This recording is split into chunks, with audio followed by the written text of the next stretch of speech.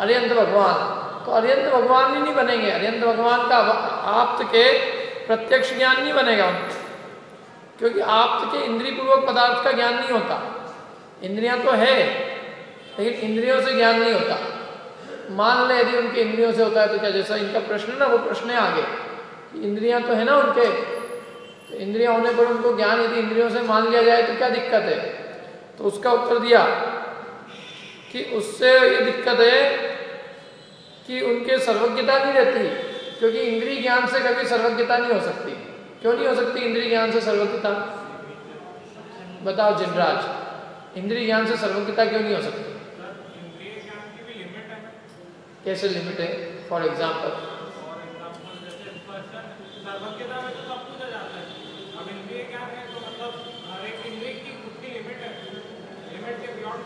हाँ भाई, जो चीज पास में आएगी उसी का स्पर्श होगा ना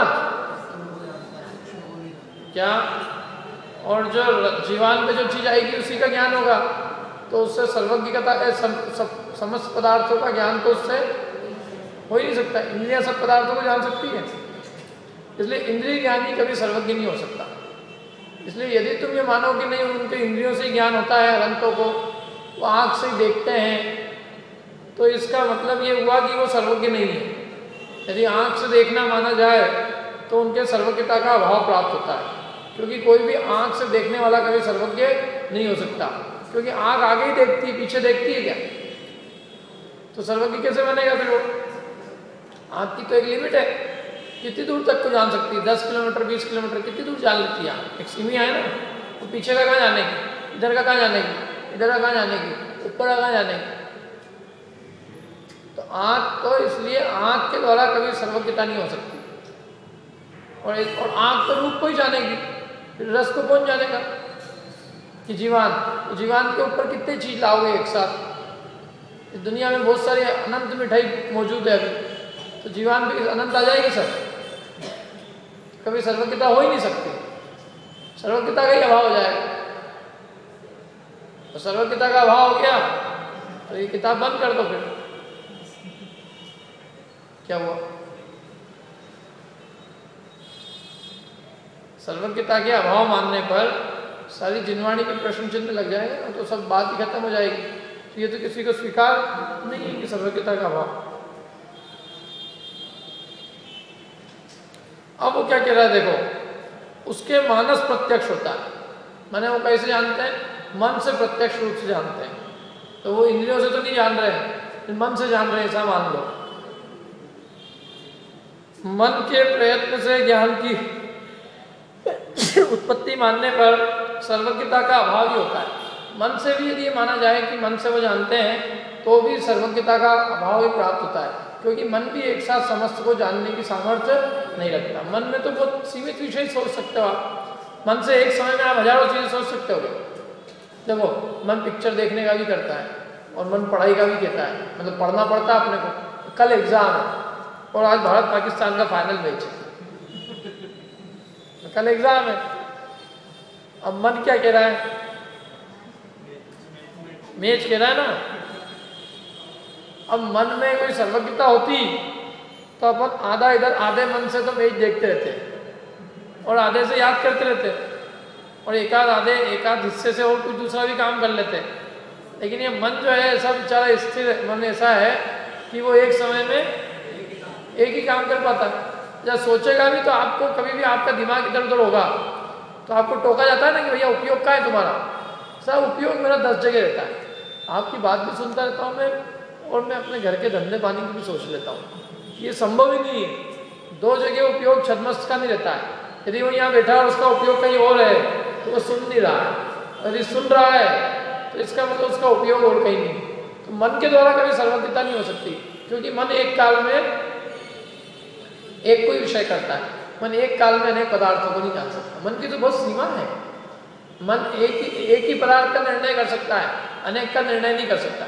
दुनिया में अनंत चीज है, हम जिसमें अपना उपयोग लगाते हैं, मन लगाते हैं, उसी बात को समझ पाते हैं।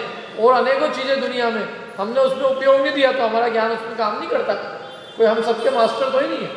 हर आदमी अपने आप को भले ही मास्टर समझे क्या कि मैं सबको जानता हूँ, लेकिन कोई भी दुनिया में क्षयोक्षण ज्ञानी सबको जानने वाला हो ही नहीं सकता, क्योंकि क्षयोक्षण ज्ञानी की जितनी भी जिंदगी के जितने क्षण हैं, जिसमें उसने मन लगाया है, वो उतनी चीज़ों को जान पाया है। और संसार में वस्तु अनंत है, तो अनंत वस्तु का वो जानना उससे द्वारा हो ही नहीं सकता। समझ में आ रही कि नहीं बात? तो इसलिए मानस ज्ञान से भी प्रत्यक्ष ज्ञान का अभाव ही प्राप्त होता है। आगम से सब पदार्थों का ज्ञान हो जाएगा, तो कह देंगे आगम से हो जाएगा कि नहीं भैया, क्योंकि आगम प्रत्यक्ष ज्ञान पूर्वक प्राप्त होता है। आगम कहाँ से आया? ये आगम कहाँ से आया है? कोई ऊपर से आ गया या आगम चलते? कोई प्रत्यक्ष ज्ञानी थे, उन्होंने जो वस्तु देखी और देख कर उन्होंने जो निरूपण किया, उसको जो लिपिबद्ध किया, उसका नाम तो आगम है। कि आगम बिना आप्त के हो सकता है? बिना आप्त के आगम हो सकता है क्या? सर्वज्ञ हो ही नहीं तो आगम की उत्पत्ति किससे होगी?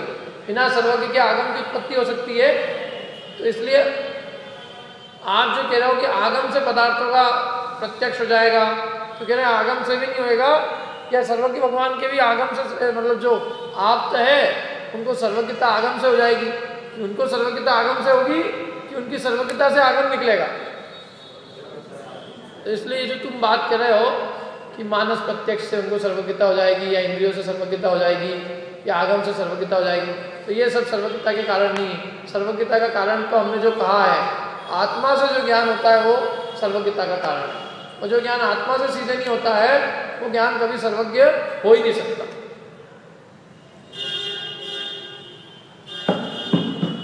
फिर आ रही है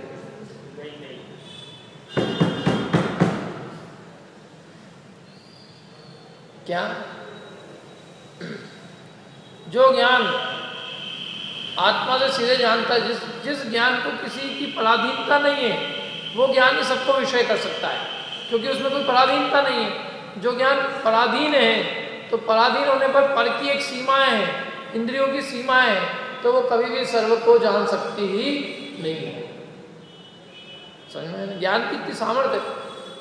जो ज्ञान सीधा आत्मा से होता है, इंद्रियों की मदद लेना बंद करता है, उस ज्ञान में इतनी सामर्थ्य है कि वो सबको जानता है।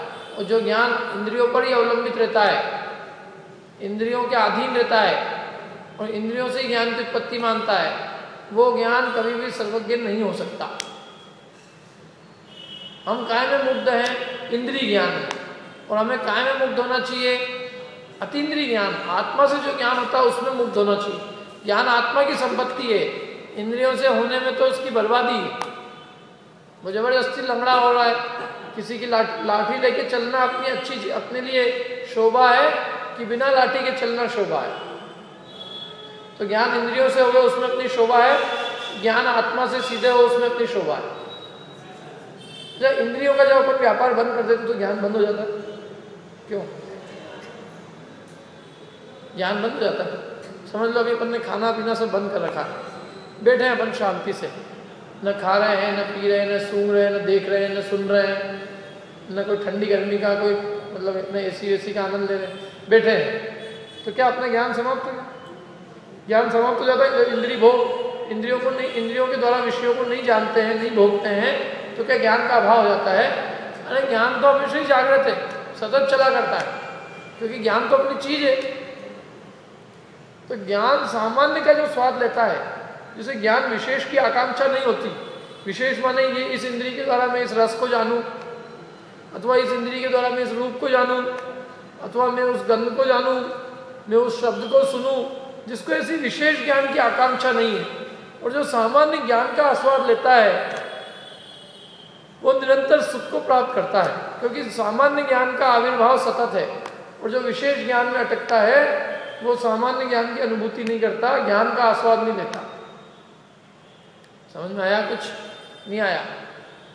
थोड़ा थोड़ा सब्जी का जो स्वाद लेता है तो वो सब्जी का ही स्वाद लेता है। और जो सब्जी के अंदर मतलब जो सब्जी को खारी जानता है कि खारी सब्जी है, नमक का स्वाद लेता है, सब्जी का स्वाद नहीं लेता। तो कह रहे तुम सब्जी का स्वाद लेना सीखो, सब्जी को खारी जानकर, और ये मत सीखो कि ये सब्जी जो है वो सब्जी में जो सब्जी है और नमक नमक है, तो वो नमक जो है वो सब्जी का नहीं है, सब्जी नमक की नहीं है, नमक अलग है और सब्जी अलग है। ऐसे ज्ञान ज्ञान का है, ज्ञान इंद्रियों का नहीं है। ज्ञान इंद्रियों में से आता है। मैंने ज्ञान सामान्य का स्वाद लेना, ज्ञान सामान्य का स्वाद लेना मतलब जैसे सब्जी खाते हुए भी नमक सामान्य का ज्ञान होगा, लवण सामान्य का। लवण सामान्य का ज्ञान मतलब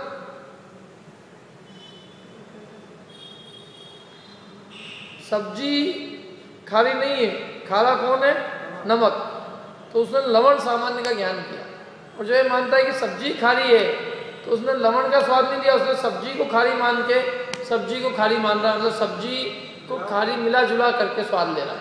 तो ऐसे जिसने ज्ञान सामान्य का स्वाद लिया तो वो आनंदित होता है, और जो ज्ञान में गेयों की मिलावट करके मानता है कि गेयों से ज्ञान आ रहा है वो दुखी रहता है, क्योंकि वो गेयों से ज्ञान की उत्पत्ति मानकर अपने ज्ञान का स्वाद नहीं लेता है। ये और अपनी बात आएगी तब आएगा। अभी देखो और आगे क्या प्रश्न किया। योगी प्रत्यक्ष नाम का एक दिव्य ज्ञान, अभी ये हुआ ना, योगी प्रत्यक्ष नाम का एक अन्य दिव्य ज्ञान है। क्या एक नहीं, योगी नाम का कोई दिव्य ज्ञान है, योगी प्रत्यक्ष। तो समाधान तो भी उसमें प्रत्यक्षता नहीं बनती, क्योंकि वह इंद्रियों के निमित्त से नहीं होता। एक कोई अन्य मतावलंबी मानते हैं कि कोई योगी प्रत्यक्ष नाम का एक दिव्य ज्ञान है, तो बोले यदि वो दिव्य ज्ञान है तो उसके तो भी उसमें प्रत्यक्षता नहीं बनती, क्योंकि वह इंद्रियों के निमित्त से नहीं होता है।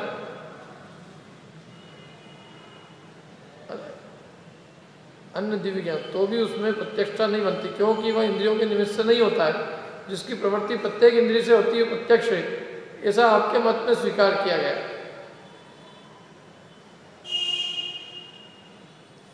ये तो सामने वाले को जवाब दिया है कि आपने ऐसा स्वीकार किया है कि जो इंद्रियों से होता है वो प्रत्यक्ष है, तो वो इंद्रियों के निमित्त से नहीं होता है, तो उसमें आपके प्रत्यक्ष कैसे हो जाएगा?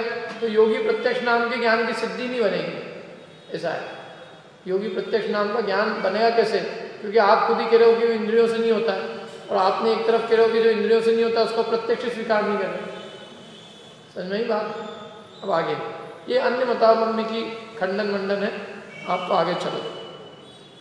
दूसरे, प्रत्यक्ष का पूर्वोक्त लक्षण मानने पर सर्वज्ञत्व का अभाव और प्रतिज्ञा हानि के ये दो दोष आते हैं। विशेष इस प्रकार है, इस योगी के जो ज्ञान होता है प्रत्येक पदार्थ को क्रम से जानता है या अनेक अर्थों को युगपत जानता है। यदि प्रत्येक पदार्थ को क्रम से जानता है तो इस योगी के सर्वज्ञता का अभाव होता है, क्योंकि ज्ञेय अनंत है।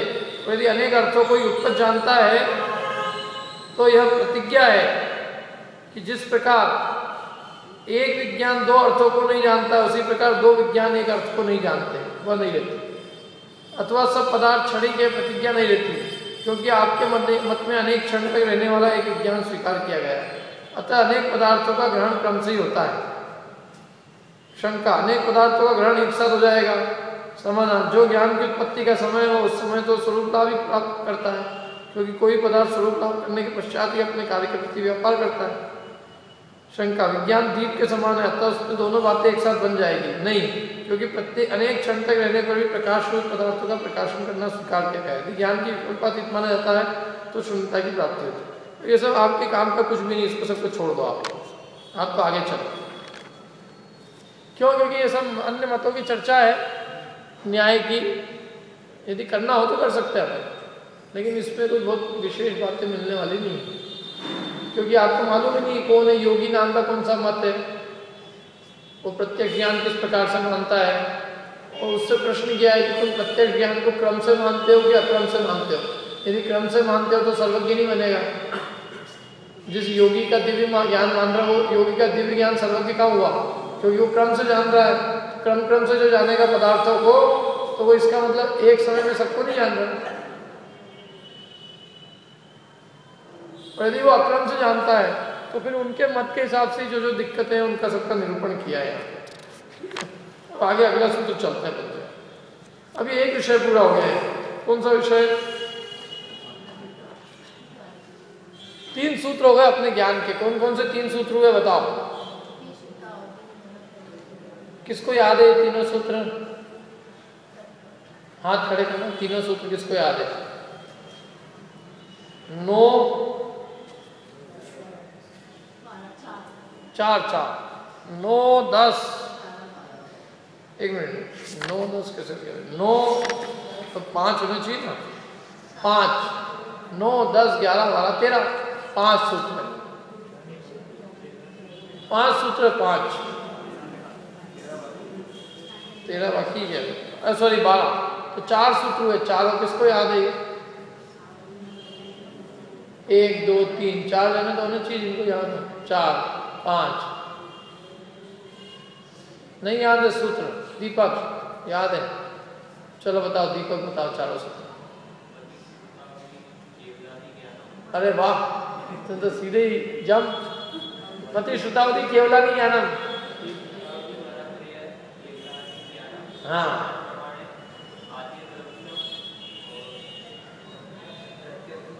हाँ, बहुत बढ़िया। और किसको याद है? बोलो।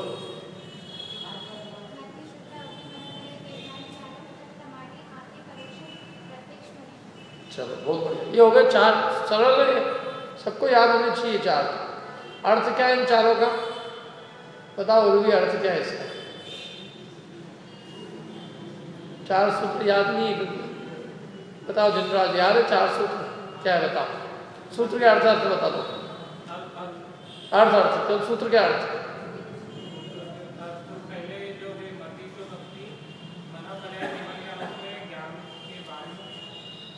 ज्ञान के बारे में कुछ नहीं, अर्थ बताओ सीधा सीधा बस।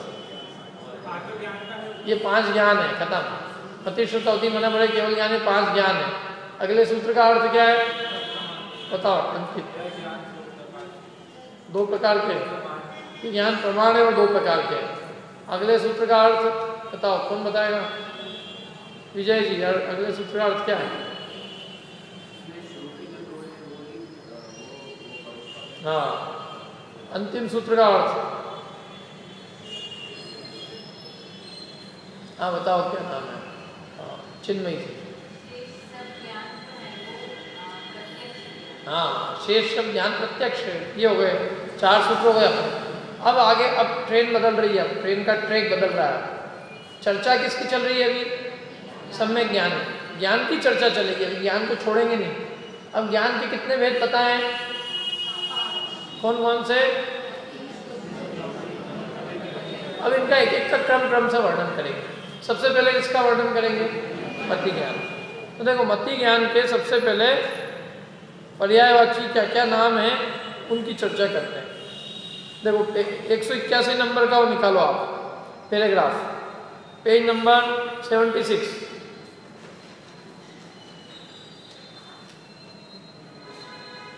प्रमाण के प्रत्यक्ष और परोक्ष ये 2 भेद कहे। अब हम प्रथम प्रकार के प्रमाण के विशेष का ज्ञान कराने के लिए आगे का सूत्र कहते हैं। प्रथम प्रकार का प्रमाण कौन है? देखो फिर पढ़ता हूं मैं लाइन को। प्रमाण के प्रत्यक्ष और परोक्ष ये 2 भेद कहे। अब हम प्रथम प्रकार के प्रमाण, प्रथम प्रकार का प्रमाण मतलब प्रत्यक्ष प्रथम, तो फिर प्रत्यक्ष क्यों बोल रहे? अब हम प्रथम प्रकार का प्रमाण माने परोक्ष प्रमाण के विशेष, विशेष मतलब भेद। तो प्रथम प्रमाण के भेद जो है 2 भेद है। प्रथम प्रमाण के कितने भेद है? 2। प्रथम प्रमाण का नाम क्या है? परोक्ष प्रमाण। उसके 2 भेद कौन कौन से हैं? मति और शुद्ध। तो उनका ज्ञान कराने के लिए, माने मति शुद्ध का ज्ञान कराने के लिए आगे का सूत्र कहते हैं। मति, स्मृति, संज्ञा, चिंता, अभिनिबोध इत्यनर्थांतरम। बोलो, मति, स्मृति, संज्ञा, चिंता, अभिनिबोध इत्यनर्थांतरम। इत्यनर्थांतरम, इत्यनर्थांतरम। क्या अपन वैसे पूरी दुनिया के उल्टे जा रहे हैं? दुनिया में लोगों को उनके बस चले तो इसका इंग्लिश में ट्रांसलेशन भी सोचे, और अपन थोड़ा संस्कृत सीखने की कोशिश करें। क्योंकि अपन को आचार्यों की सीधे भाषा जानने का, उनकी भाव को सीधे जानने का अपने को इससे अवसर मिलता है। क्या? क्योंकि ये मूल में सीधे आचार्यों ने लिखा हुआ है। ये सूत्र किनका लिखा हुआ है? उमा स्वामी आचार्य। तो जो उन्होंने लिखा है वो अपने को सीधे मिल रहा है। क्या कहा उन्होंने? देखो, मति, स्मृति, संज्ञा चिंता अभिनिबोध इत्यनर्थांतरम। अब इसका अर्थ बहुत सीधा है। मति माने मति नाम का एक शब्द है, अभी उसके अर्थ करेंगे अपन। मति स्मृति, संज्ञा, चिंता और अभिनिबोध इति अनर्थ अंतरम। इति अनर्थ अंतरम मतलब इति अन्य अर्थांतरम, मतलब ये और उसी शब्द के कहने वाले, माने उसी बात को कहने वाले अन्य ये शब्द है। किसके लिए ये उसी के शब्द है? मति ज्ञान के, माने ये सब मति ज्ञान के पर्यायवाची शब्द है। कौन कौन से? मति, स्मृति, संज्ञा, चिंता, अभिनिबोध, ये सब मति ज्ञान के पर्यायवाची नाम है। पर्यायवाची को इंग्लिश में क्या कहते हैं? सिनोनिम्स है। एंटोनिम्स नहीं, ये सब सिनोनिम्स है। कौन कौन से? मति, स्मृति, संज्ञा, चिंता, अभिनिबोध, ये सब मति ज्ञान के पर्यायवाची शब्द हैं। अब क्या है इनका एक अर्थ ये दिया, देखो आदि में जो ज्ञान कहा है उसके ये पर्यायवाची शब्द जानने चाहिए। आदि में जो ज्ञान कहा है, आदि में कौन सा ज्ञान कहा था? मति ज्ञान। कहाँ कहा है आदि में जो ज्ञान, कहाँ कहा है? हाँ, जो 5 ज्ञान कहे ना हमने, उसमें जो आदि में जो ज्ञान कहा है उसके ये पर्यायवाची शब्द जानने चाहिए, क्योंकि ये मति ज्ञानावरण कर्म के क्षयोक्षम रूप अंतरंग निमित्त से उत्पन्न हुए उपयोग को विषय करते हैं। यानी सब कैसे हुए हैं? ये मति ज्ञान के क्षयोक्षम से, इसलिए ये सब मति ज्ञान नहीं है। ये सब और इनकी श्रुत अधिक में प्रवृत्ति नहीं होती, माने शुद्ध ज्ञान में प्रवृत्ति नहीं करते। आदि में माने फर्स्ट, प्रथम में जो ज्ञान कहा है। कल कहा था आदि का अर्थ प्रथम है।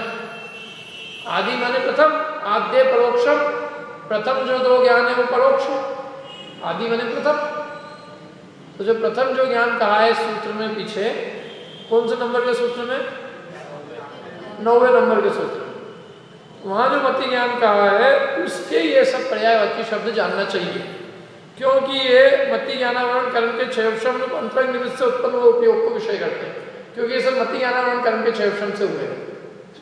इनकी श्रुताधिक में प्रवृत्ति नहीं होती, माने जिनवाणी को नहीं जानते, इनकी श्रुत में प्रवृत्ति नहीं होती।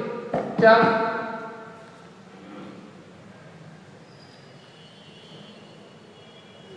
मननम। अब इनका एक एक का अर्थ किया, देखो पांचों की एक लाइन में पांचों की परिभाषा दे दी। पांचों कितनी हो गई?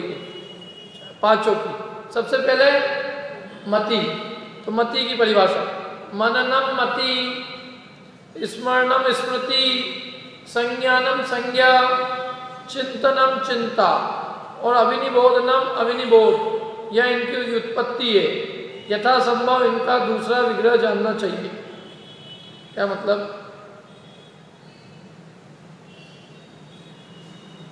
मननम, जिसका मनन किया जाए, मन के द्वारा जिसका मनन किया जाए, इतना इसका मनन करो, विचार करो।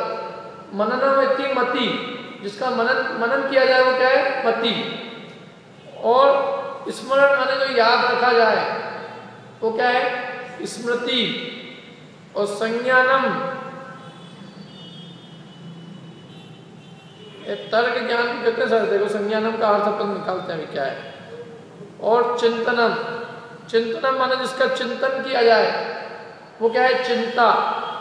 और अभिनिबोधम, अभिनिबोधम माने अभिमुख पदार्थों को जो विषय करे, सामने स्थित पदार्थ अभिमुख, अभिनिबोधम। अभि माने अभिमुख, नी माने नियमित और बोध माने ज्ञान। तो अभिनिबोध ज्ञान, 3 शब्द अभिनिबोध ज्ञान बना ना, तो ये 3 अक्षर से मिलकर बना। कैसे? अभि नि बोध, अभिनिबोध। आगे 3 शब्द कौन कौन से हुए? अभिनिबोध। अभि माने अभिमुख, माने हमारे सामने, सम्मुख, और नी माने नियमित, और बोध माने ज्ञान। तो जो सम्मुख स्थित नियत पदार्थ को विषय करता है उसको अभिनिबोध ज्ञान कहते हैं। क्या कहा? सम्मुख स्थित, जैसे आंख के सम्मुख जो नियत पदार्थ को विषय करे, नियत माने रूप को ही विषय को ग्रहण करेगा, तो सम्मुख स्थित जो रूप को ग्रहण करता है वो आविनिबोधक ज्ञान है।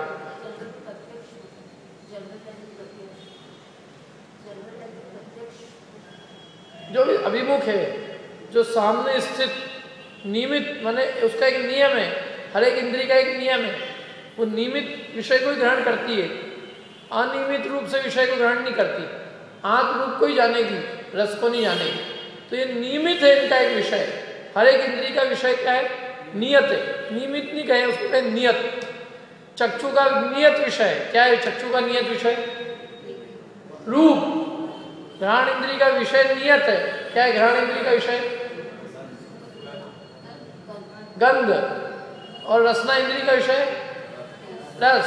स्पर्श इंद्रिय का विषय स्पर्श। तो हर इंद्रिय का विषय एक नियत है, अनियत नहीं। अनियत है क्या?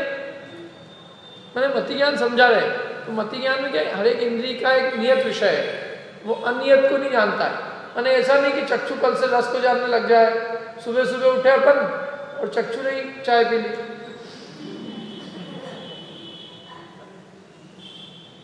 ऐसा कभी नहीं होगा। हर एक इंद्रिय का विषय एक नियत है।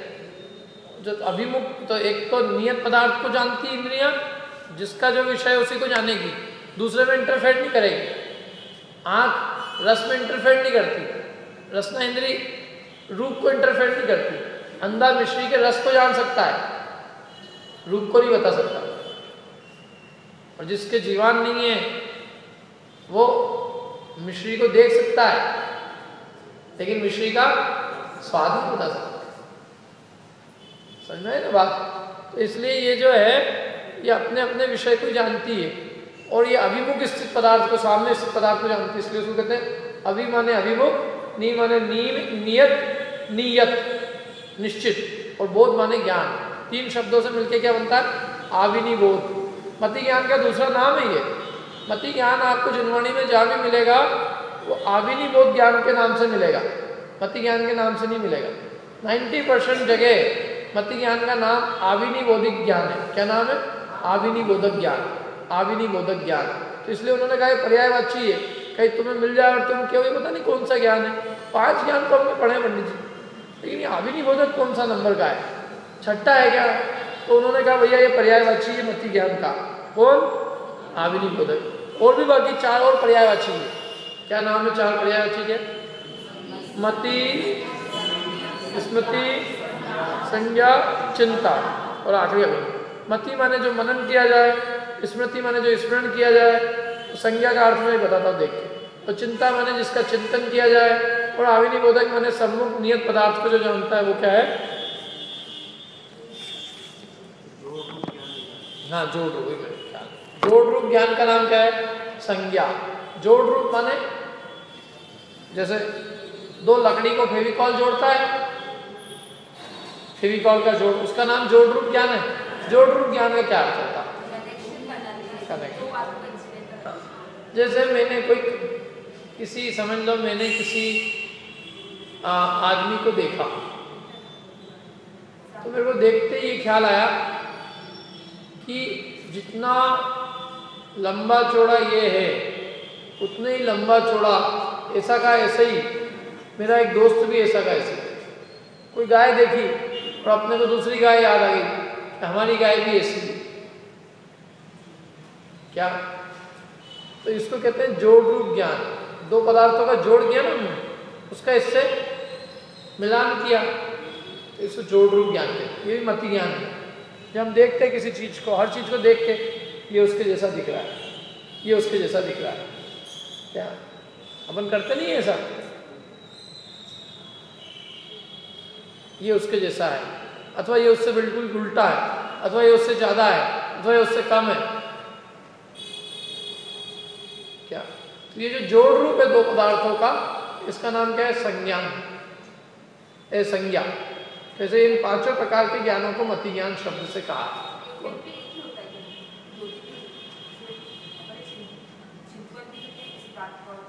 तो एक ही होगा ना एट ए टाइम। मति ज्ञान की ये सब नाम पर्यायवाची। ऐसे तो मति ज्ञान, मति भी मतलब उसके पर्यायवाची नाम है, लेकिन फिर भी सबका अर्थ अलग अलग है। एट ए टाइम तो एक ही होएगा, सबके सब जाएंगे। लेकिन फिर भी जैसे फिर भी जैसे अभी अपने स्मरण में बहुत सारी चीज़ें है कि नहीं, तो वो भी पढ़ा हुआ है ना। किसी चीज़ को अपन ने देखा, जोड़ में स्मरण के बिना जोड़ कैसे होएगा? कोई चीज़ हमको पहले की याद होगी, कोई तो जोड़ होएगा। मैंने आपको देखा और देख के यदि मेरे को स्मरण रहेगा कि ये मतलब किसी और दूसरी चीज़ का स्मरण है कि वो आदमी ऐसा है, तो आपका उससे जोड़ कर पाएंगे। अथवा आपको भी देखा तो आपका स्मरण होगा कि अरे ये वही आदमी जिसको मैंने 10 साल पहले देखा था। तो स्मरण होना चाहिए कि नहीं? बिना स्मरण के तो भूल ही जाए अपन। तो ये सब अपने ज्ञान में पड़ा हुआ है। नहीं तो अपन क्या है, अभी समझ लो आज आपको मैंने देखा और अगली बार फिर आए 7 दिन बाद अपन मिले तो मैं पूछने लग जाऊँ ये कौन है? फिर तो पहली बार आप लोग भी पूछो ये कौन बैठे हैं जिस पर। तो ये ऐसी स्थिति तो नहीं है ना अपने की। अपने को सब स्मरण में रहता है, पिछली बार क्या पढ़ाया है, कौन पढ़ा, सब मतलब अपनी मेमोरी में सब फिट है। तो ये सब स्मरण भी मति ज्ञान के ही भेद है। तो ये सब मति ज्ञान के रूप है। तो कोई एक साथ भी हो सकते हैं, अलग अलग भी हो सकते हैं, सब तरह की बातें हैं, लेकिन है सभी मति ज्ञान के पर्यायवाची नाम। कौन कौन से? मति, स्मृति, संज्ञा, चिंता, अभिनिबोध। अब आगे चलते हैं अपन देखो।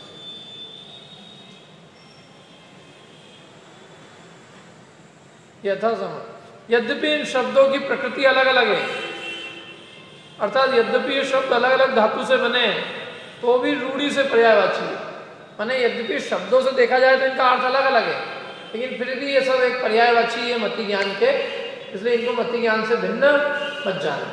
जैसे इंद्र, शक्र और पुरंदर, यद्यपि इनमें इंद्रन आदि क्रिया की अपेक्षा भेद है, तो भी ये सब एक शचीपति की वाचक संज्ञा है।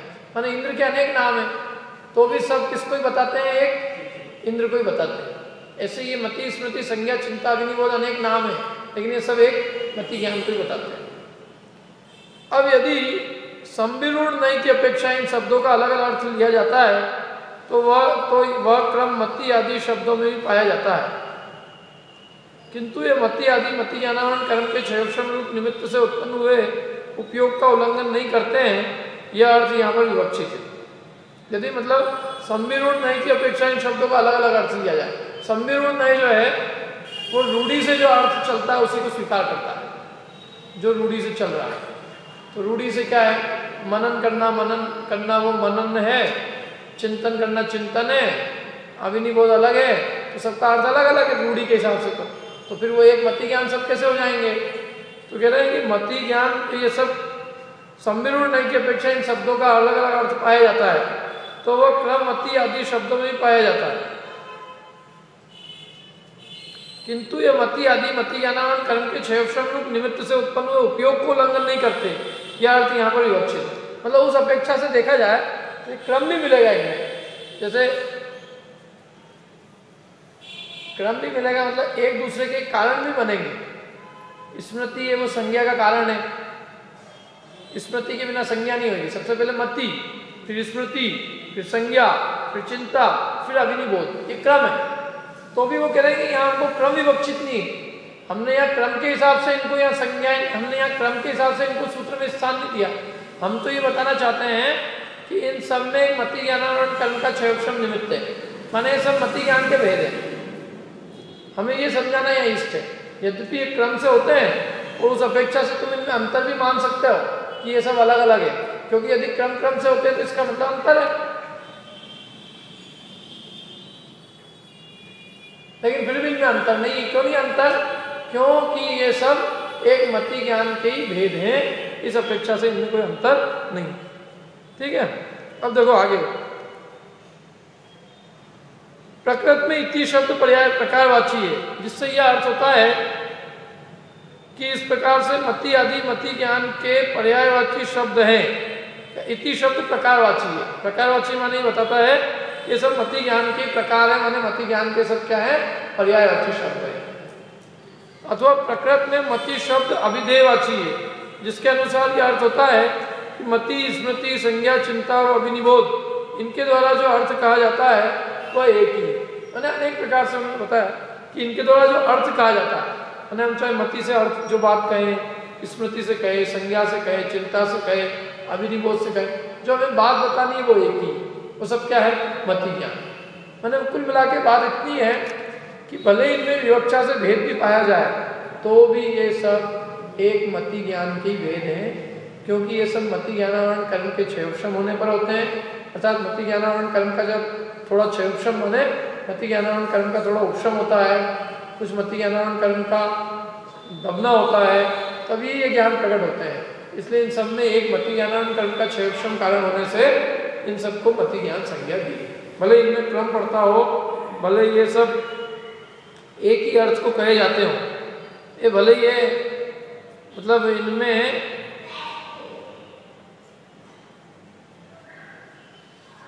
भले अंतर भी हो, लेकिन ये जो भी विषय को कहते हैं वो सब विषय क्या है, एक ही। एक मतलब मति ज्ञान। मति सबसे पहले होता है, फिर स्मृति होती है। पहले मनन करेंगे, फिर याद होगा, याद होने के बाद फिर जोड़ होएगा।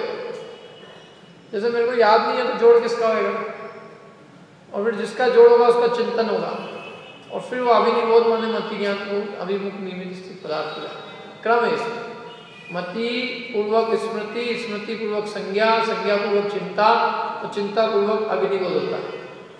ये क्रम है, इसलिए इनमें भेद भी है, लेकिन भेद होने पर भी ये सब एक मति ज्ञान के भेद है, इसलिए सब मति ज्ञान की पर्यायवाची नाम है, इसलिए इनको एक मति ज्ञानी कहा गया है।